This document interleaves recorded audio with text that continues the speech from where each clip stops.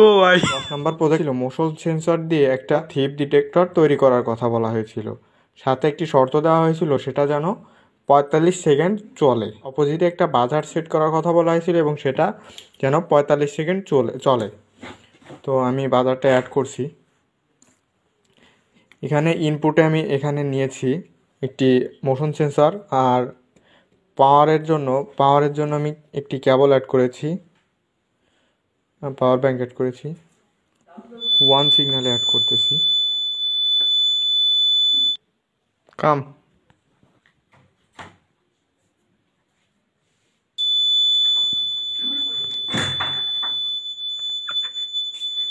তো যখন চোরটি ঢুকলো তখন আমার বাজারটি অন হয়ে গেল, দেন চোরটি পালিয়ে গেল।